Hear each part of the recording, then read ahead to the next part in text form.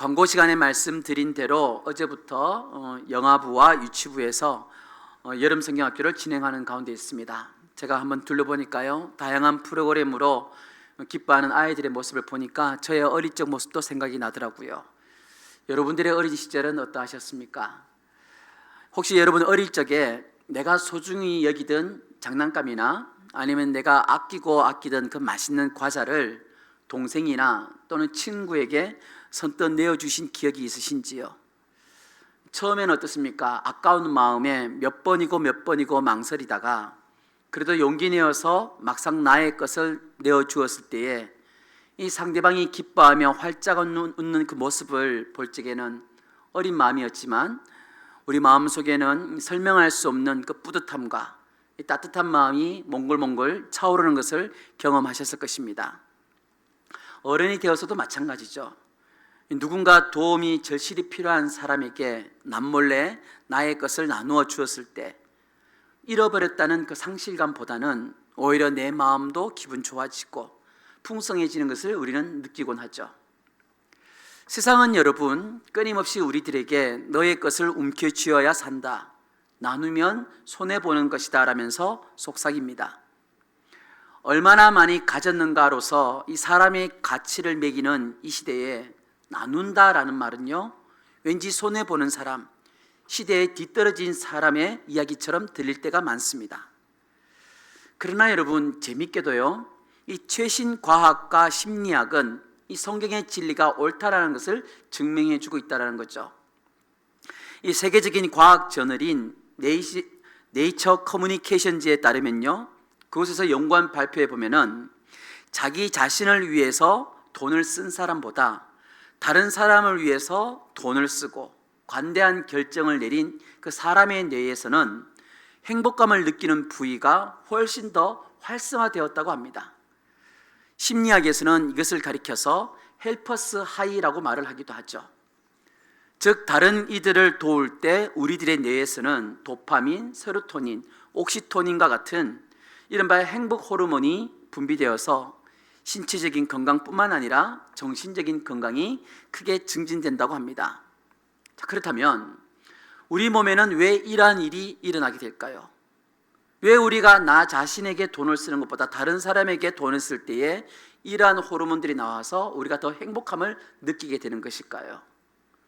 그건 여러분 창세기 1장 27절에서 잘 말씀해 주고 있죠. 그것은 우리가 모든 것을 아낌없이 사랑으로 내어주시는 하나님의 형상으로 창조되었기 때문인 겁니다.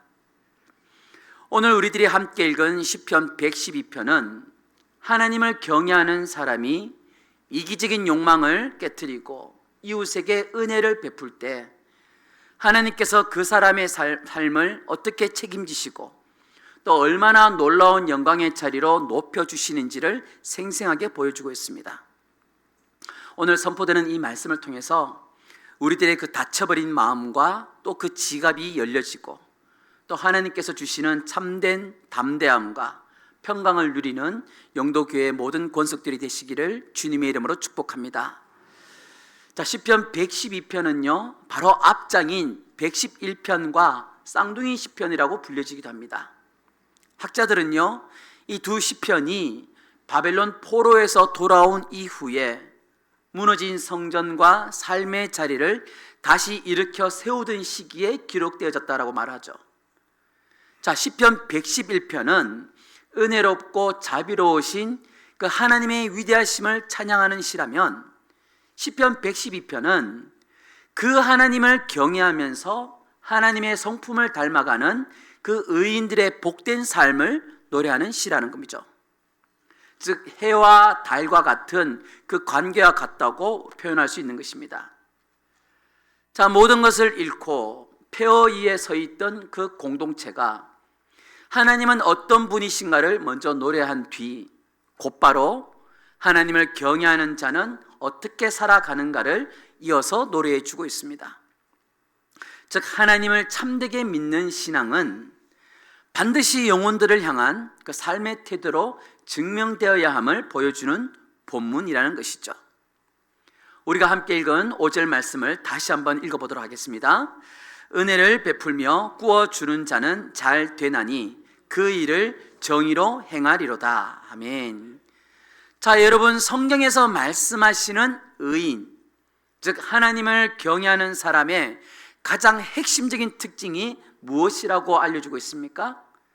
기도를 많이 하는 것, 예배를 빠지지 않는 것, 물론 그것도 여러분 중요하지만 오늘 본문에서는 은혜를 베풀며 꾸어주는 것, 즉 나눔을 의인의 핵심 지표로 제시해주고 있다는 것이죠. 하나님의 성품이 사람의 손끝에서 재현되는 것, 그것이 바로 여러분 성경이 말씀하시는 나눔인 것입니다. 자, 그런데 여기서 우리들은 그 일을 정의로 행하리로다라는 이 말씀에 좀 더 주목해 봐야 되죠. 여러분, 우리들은 누군가를 돕는 것을 단순히 나의 선심을 쓰는 착한 행동, 자선 정도로 우리는 생각합니다. 그러나 여러분, 우리 개혁주의 신학은요, 나눔은 단순한 동정이 아니라 공의의 실현, 정의의 실현이라고 우리는 보고 있다는 거죠. 종교개혁자 존 칼빈은요, 기독교 강요에서 이런 말을 합니다. 하나님께서 우리에게 재물을 넉넉히 주신 이유는 우리가 그분의 청지기가 되어서 가난한 자들에게 하나님의 공급하심을 대신 전달하게 하시기 위함이다라는 거죠. 즉 우리에게 있는 잉여의 재물은 내 것이 아니라 내 주변의 가난한 자들의 그 몫을 하나님께서 나에게 잠시 맡겨두신 것이라는 거죠. 신명기 15장 11절에서도 말씀합니다.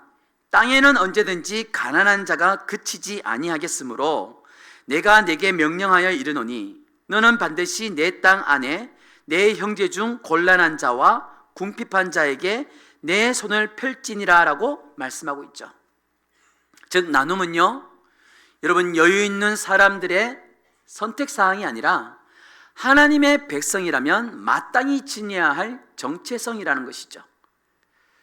그러므로 우리들이 나누는 것은요, 훌륭한 일을 하는 것을 넘어서서 하나님의 공의를, 하나님의 정의로움을 이 땅에 실현하는 마땅한 의무라는 것입니다. 그래서 자신만을 위해 살지 않고 어려운 이웃에게 흘려보내는 이 청지기의 삶을 살아가는 성도들에게 성경은 5절에서 뭐라고 말씀하고 있습니까? 잘 되나니라고 선언을 하고 있는 것이죠. 즉 나눔은 너희들에게 손해가 아니라 도리어 우리의 삶을 윤택하게 하는 하늘의 공식이라는 것입니다. 자, 그렇다면 이 자신의 것을 아낌없이 나누어 주는 의인에게 하나님께서는 어떤 복을 내려주신다고 약속하고 있습니까? 바로 영원히 흔들리지 않는 견고함을 우리에게 주신다는 것이죠. 자, 6절부터 8절까지 말씀을 보시면 그는 영원히 흔들리지 아니하며 의인은 영원히 기억되리로다. 그는 흉한 소문을 두려워하지 아니하며 여호와를 의뢰하고 그의 마음을 굳게 정하였도다. 그의 마음이 견고하여 두려워하지 아니할 것이라. 그의 대적들이 받는 보응을 마침내 보리로다 라고 말씀하고 있습니다. 은혜를 베풀면서 나누는 삶을 살게 되면요, 내 주머니가 비어지는 것이기 때문에 불안해야 할 것 같은데 성경은 정반대의 결과를 우리들에게 말씀해 주고 있다는 거죠. 그렇게 나누며 살아가는 사람은 결코 흔들리지 않는다는 것입니다. 7절을 보시면요, 흉한 소문을 두려워하지 않는다고 말씀하시죠. 여러분, 오늘날 우리들이 살아가는 세상은 어떻습니까? 온통 흉한 소문뿐이지 않던가요? 경제 불황, 주가 폭락, 전염병의 위협, 구조조정 등등 우리들의 간담을 서늘하게 하는 이 흉한 소문들이 매일마다 뉴스에 도배됩니다. 돈을 생명처럼 여기고 움켜쥐는 사람은 이러한 소문이 들릴 때마다 심장이 내려앉고 밤잠을 설치게 되죠. 이 돈을 잃게 되면 나는 끝인데 라면서 두려움과 근심이 쌓이게 된다는 겁니다. 그러나 은혜를 베풀면서 꾸어주는 의인은 왜 두려워하지 않습니까? 7절 하반절에 그 답이 있죠. 여호와를 의뢰하고 그의 마음을 굳게 정하였도다라고 말씀합니다. 무슨 말입니까? 자신의 소유를 빈궁한 자들에게 나누어 줄 수 있는 이 근본적인 힘은 내 통장 잔고를 믿고 있기 때문에 나눌 수 있는 것이 아니라 나를 먹이시고 입히시는 그 여호와 하나님을 전적으로 신뢰하는 믿음에서 나온다는 것이죠. 즉, 내 삶의 공급자가 돈이 아니라 하나님이심을 내가 확고히 믿고 있기 때문에 그는 물질을 기꺼이 이웃에게 흘려보낼 수 있다라는 것입니다. 하나님께서 나의 든든한 반석이 되시기에 세상의 그 어떤 흉흉한 소문 앞에서도 심지가 견고하며 흔들리지 않는 평강을 누리게 되는 것이죠.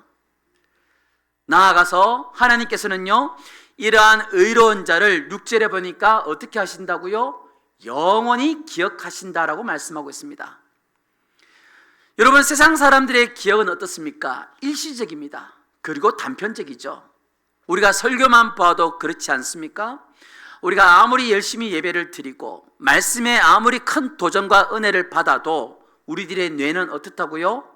예배를 마치고 나면요, 희한하게도 설교의 5%만 기억한다고 하죠. 수요일쯤 되면 어떻습니까? 약 90% 되는 성도들이 설교의 뼈대나 주제는 기억하지 못한 채 예화나 재밌는 이야기들 또는 본인이 듣고 싶은 말만 기억하고 있다는 그런 통계가 있죠. 즉, 여러분, 인간의 기억은 일시적이며 단편적이고 또 쉽게 유실된다는 거죠. 그러나 만군의 여호와 하나님께서는 우리들의 긍휼과 우리가 나누었던 그 행위의 모습들을 그분의 생명책에 영원히 기록하시고 갚아주신다는 이 놀라운 약속 앞에서 우리들이 어찌 움켜쥐고만 살아갈 수 있겠습니까? 9절 말씀을 보시면요, 이 시편의 절정이자 나눔의 궁극적인 결과를 선포하고 있죠. 우리 함께 읽어보겠습니다. 그가 재물을 흩어 빈궁한 자들에게 주었으니 그의 의가 영구히 있고 그의 뿔이 영광 중에 들리리로다. 아멘. 자, 시편 기자는요, 재물을 흩어주었다라고 표현을 하고 있습니다. 찔끔찔끔 마지못해 준 것이 아니라 농부가 씨앗을 너르게 뿌리듯이 풍성하고 자발적으로 이웃의 필요들을 채워주었다는 것이죠.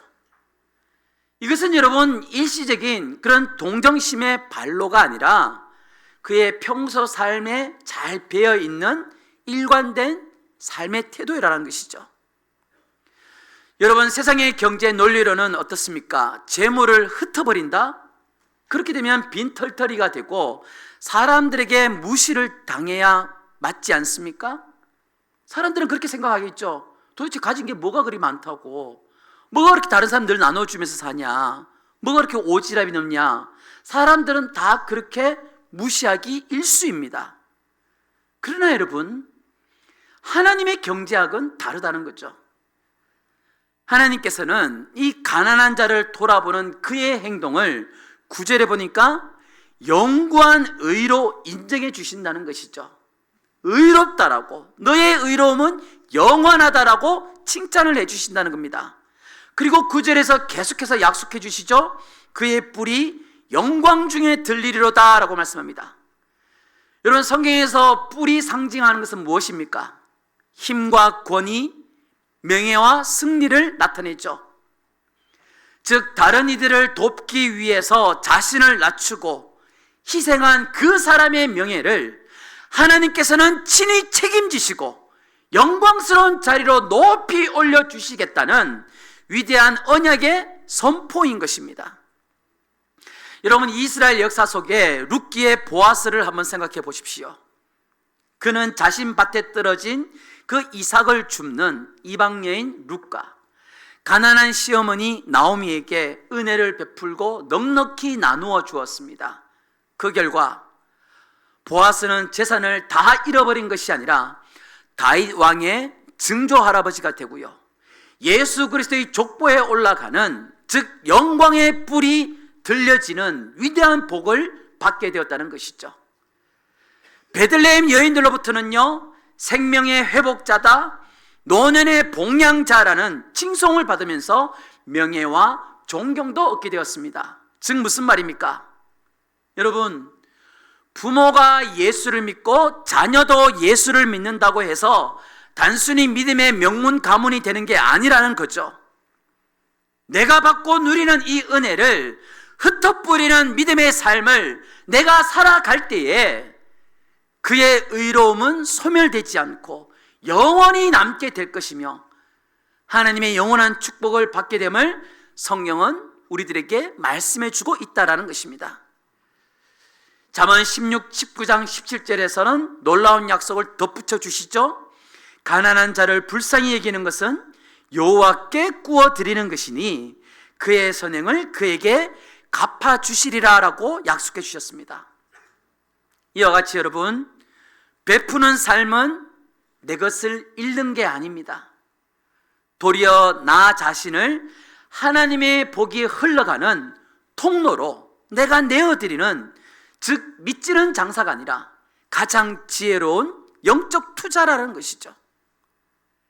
세상이 빼앗아 갈 수 없는 그 당당함과 평안함, 그리고 하나님께서 직접 세워주시는 그 명예를 얻는 길이 바로 여기에 있다라는 것입니다. 물론 우리에게는 솔직히 어떻습니까 여러분? 나누며 살아간다는 삶 쉽지가 않죠. 왜 그렇습니까? 우리 가운데 두려움이 있기 때문인 거죠. 어떤 두려움이 있습니까? 부족함의 두려움이 있겠죠? 내가 이것을 나누면 나와 내 가족은 도대체 뭘 먹고 살아가야 될까? 이런 계산이 앞서기에 두려움이 다가옵니다.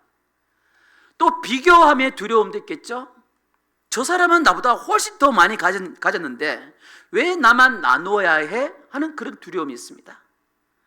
손해에 대한 두려움도 있겠죠? 내가 이렇게까지 도와줬는데 오히려 내가 배신을 당하거나 손해를 보면 어떡하나 하는 그런 두려움이 있겠죠. 이러한 마음들로 인해서 우리들에게는 나누며 살아간다는 삶이 쉽지 않은 것도 사실이기도 합니다. 그러나 여러분, 사르밧 과부는요, 마지막 남은 그 작은 음식으로 아들과 함께 마지막 식사를 하려던 그 순간에 엘리야에게 나눠줬을 때 통의 가루와 병의 기름이 없어지지 않는 기적을 경험했고요. 가난한 과부가 헌금하는 그 두렵돈을 보시면서 예수님께서는 부자들이 한 헌금보다 더 귀하고 복되다고 칭찬해 주셨고요. 삭개오는 예수님을 만나서 구원의 은혜를 누리게 되자 자신의 소유의 절반을 나눔으로써 그가 진정으로 구원받은 사람임을 증거하는 열매를 보였음을 우리들은 잊어서는 안 되는 것입니다. 즉 나눔은 우리들이 무엇을 잃을까에 대한 두려움의 문제가 아니라 우리들은 진정 누구를 신뢰하며 살아가는가에 대한 믿음의 문제라는 것이죠. 사랑하는 영도 가족 여러분, 이 시편 112편의 의인의 모습을 가장 완벽하게 성취하시고 또 살아내신 분이 누구십니까? 바로 우리의 구원자 예수 그리스도이시죠. 고린도후서 8장 9절에서 우리들에게 이렇게 선포합니다. 함께 읽어볼까요? 우리 주 예수 그리스도의 은혜를 너희가 알거니와 부요하신 이로서 너희를 위하여 가난하게 되심은 그의 가난함으로 말미암아 너희를 부요하게 하려 하심이라. 아멘. 물질의 풍요함을 누리고 있던 그 고린도 도시, 그곳에서 신앙생활한 그들에게, 물질의 노예가 되어버린 그들에게 이 말씀을 지금 전해주고 있는 것입니다. 여러분, 이 말씀을 세번역 성경으로 다시 보면요, 이런 말씀이죠. 여러분은 우리 주 예수 그리스도의 은혜를 알고 있습니다. 그리스도께서는 부요하나 여러분을 위해서 가난하게 되셨습니다. 그것은 그의 가난으로 여러분을 부요하게 하시려는 것입니다라는 말인 거죠. 예수님은 온 세상을 소유하신 가장 부요하신 분이셨지만 영적으로 완전히 파산하여 죄와 사망 가운데 신음하던 우리들을 위해서 자신의 모든 것을 흩어 나누어 주셨습니다. 단순히 물질 정도가 아니라 당신의 물과 피, 당신의 생명 전체를 십자가 위에서 빈궁한 우리들에게 아낌없이 쏟아부어 주셨다라는 것이죠.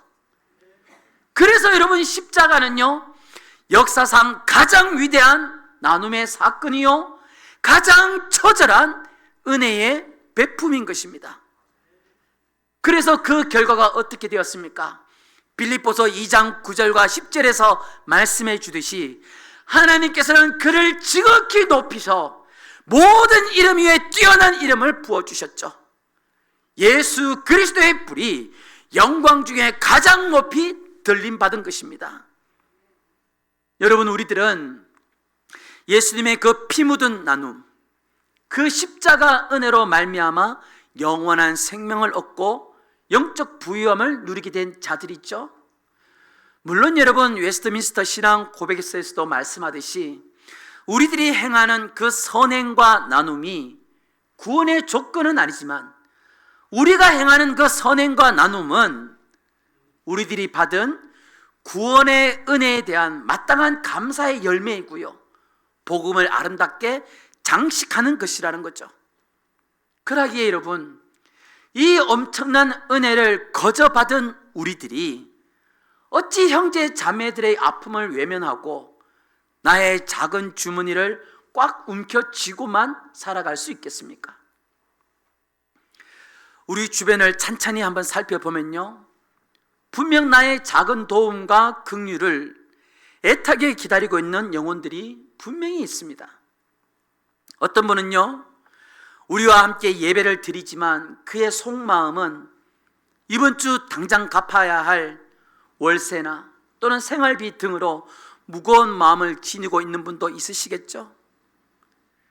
투잡, 쓰리잡을 하면서 홀로 자녀들을 키워가시는 지친 편부모 가정도 있을 거고요. 학업과 취업이라는 그 짐에 눌려서 밥 한 끼 제대로 챙겨 먹지 못하는 다음 세대 청년들도 있겠죠. 물론 우리들이 그들의 문제를 다 해결해 줄 수는 없습니다. 그러나 여러분, 내가 할 수 있는 작은 나눔은 반드시 있다라는 거죠. 우리가 마음속으로 안타깝다 이렇게 생각만 하는 것은요, 여러분, 동정에 불과합니다. 그건 세상 사람들도 얼마든지 할 수 있는 거죠. 지갑을 열어서 실천하는 것이 여러분, 성경에서 말씀하시는 긍휼인 것입니다. 여러분, 오늘 1층과 6층에서 우리 청년들이 장사라기 하기 좀 표현이 그렇지만 그들이 아웃리치를 하기 위해서 여러분들에게 사랑을 구하고 있지 않습니까? 여러분, 다가가셔서 힘내라, 기도할게, 그런 말과 함께 좀 핫도그도 사주시고 팥빙수도 여러분 사주시기 바랍니다. 그들뿐만 아니라 여러분, 또 우리 공동체 안에 힘들어하는 지체들을 하나님께서 여러분들 눈에 보여지게 해주셨습니까? 그럼 그게 무슨 뜻입니까? 네가 도와주라는 거죠. 국내나 국외에서 복음을 전하는 사역자들에게 그들을 위해서, 나를 위해 쓸 수 있는 그런 커피값이나 또는 외식비를 조금만 줄여서라도 플로잉 여러분 흘려보내시면 어떨까요? 제가 예전에 사역을 하면서 이러한 사역을 이삭 줍기라는 항목을 붙여서 헌금 항목을 만들어 보았습니다. 그래서 우리가 이삭 줍기를 하자.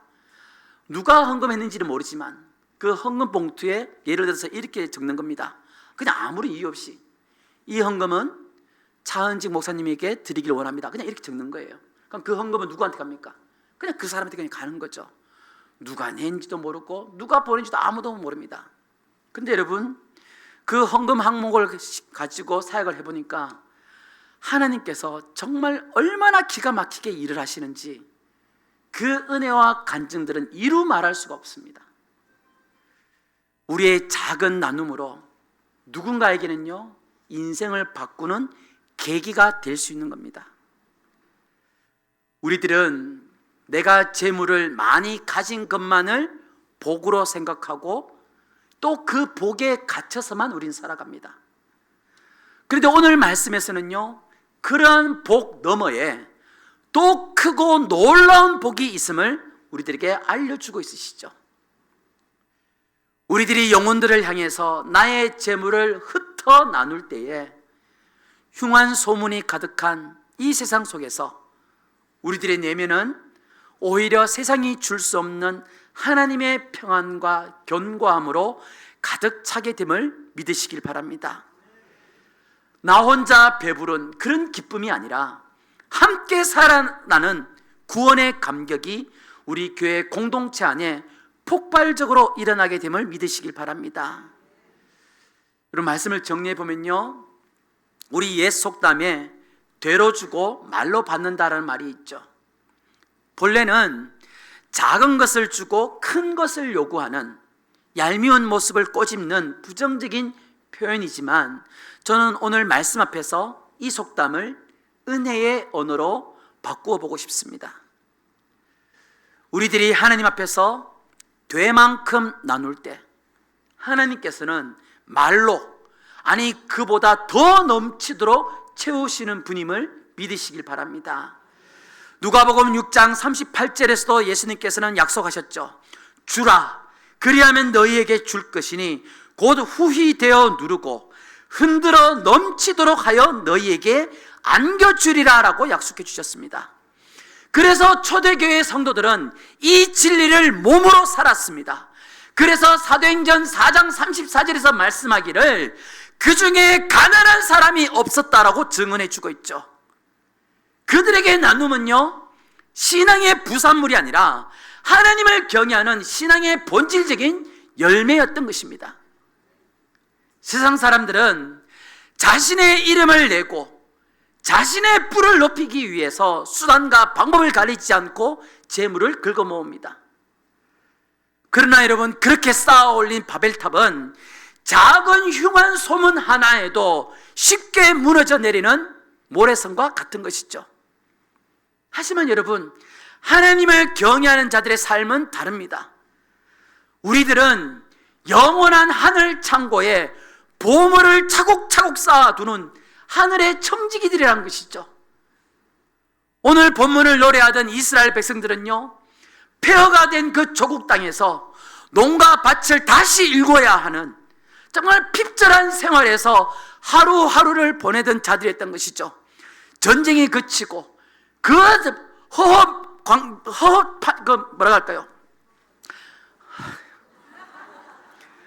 제가 흥분해가지고 흥분하면 안 되는데 다시 차분한 마음 가지고, 그 메마른